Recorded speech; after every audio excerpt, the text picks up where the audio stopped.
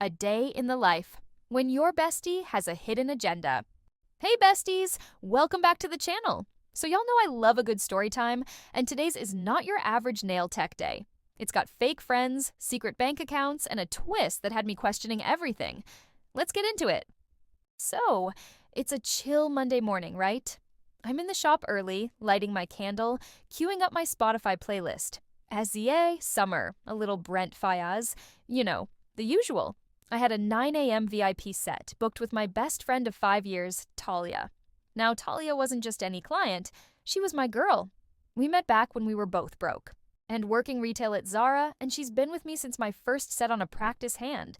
She's the type who shows up with Starbucks, spilling tea and swearing off men every week. My kind of people. But this day, something was off.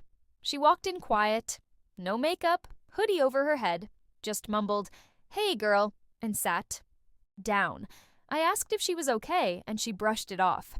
Tired, that's all. I should have known then. It wasn't just tired. We were halfway through her chrome set, short square, taupe base, rose gold chrome dust, her usual. That's when I saw it. A notification flashed across her Apple Watch. I wasn't trying to be nosy, but girl, it lit up bright. $4,000 withdrawal approved from Merrill checking. Now listen, we talk about everything.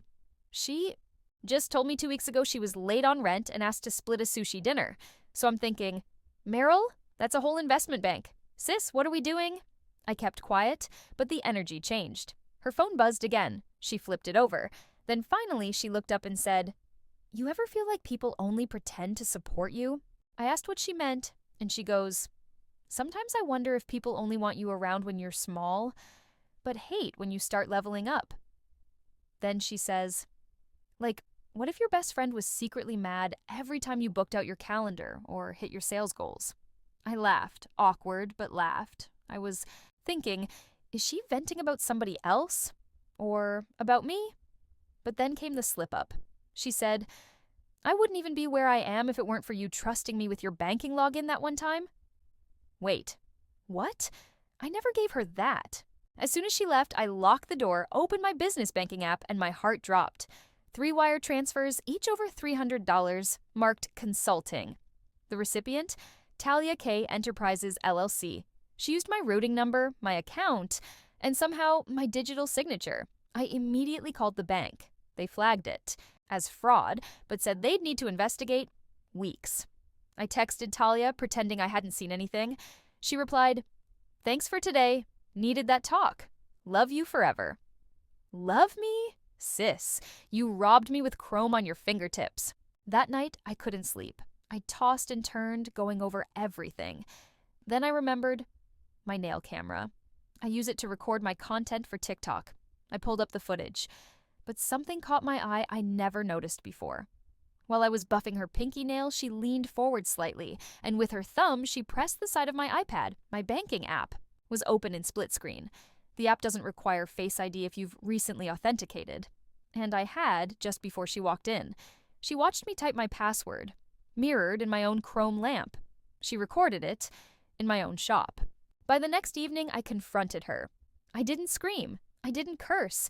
I just sent her a screen recording of herself, pressing my iPad with the caption, "You messed with the wrong nail tech." She left me on red, then blocked me.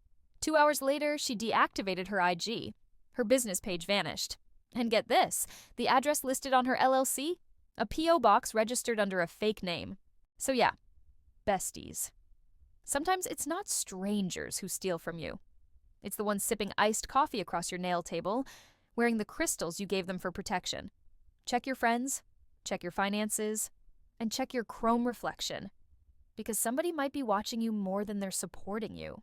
Stay safe, stay booked, and trust your gut more than you trust a friend with too many excuses and not enough invoices. The next day, I was off, but I went back to the shop just to breathe and process everything. I sat in the back room scrolling through Talia's old posts. Something told me this wasn't her first time doing this. I noticed a pattern. Pictures from collabs with women she never tagged again, giveaways where no winner was ever announced, even a fake mentorship program she advertised for $97 a pop. The comments were limited on all those posts, or just turned off. I took screenshots and started cross-referencing names with a little help from a friend who works in fraud investigation. Yes, girl, I pulled out my scandal hat. We found out she had filed 2 separate LLCs, one under her real name and one under an alias. And the wildest part? That second name was the same one she used to book her first appointment with me 5 years ago. Sis had been living in layers of lies from the jump. I felt nauseous. I wasn't just betrayed, I was a mark from the beginning. That night, I got a DM from another girl named Janessa. She said, "Hey girl, I hate to bother you, but I think Talia got me too. I saw your TikTok and recognized her voice." She sent screenshots. Same story. Janessa had let Talia borrow her Square reader for a pop-up event, only for her client payments to mysteriously reroute to Talia's account. When she confronted her, Talia cried, blamed system glitches, and ghosted. It hit me like a punch to the gut. This wasn't petty theft. It was a whole scam cycle. Talia had been building friendships with nail techs, estheticians, and beautypreneurs, then slowly bleeding them dry behind the scenes. The sisterhood? It was her hunting ground. The more I dug, the more victims I found. 6 total, all under 30, all solo beauty business owners, all financially hit in nearly identical ways. Now, here's where it gets real. Talia once told me her mom ran a beauty salon in Decatur. I remembered the name, Diva's Touch Studio.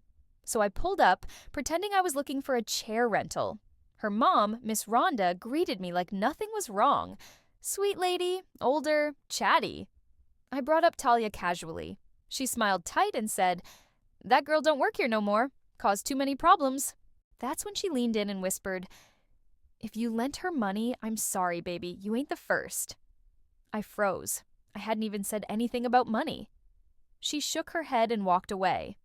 I left the shop in a daze. Even her own mother had given up on her.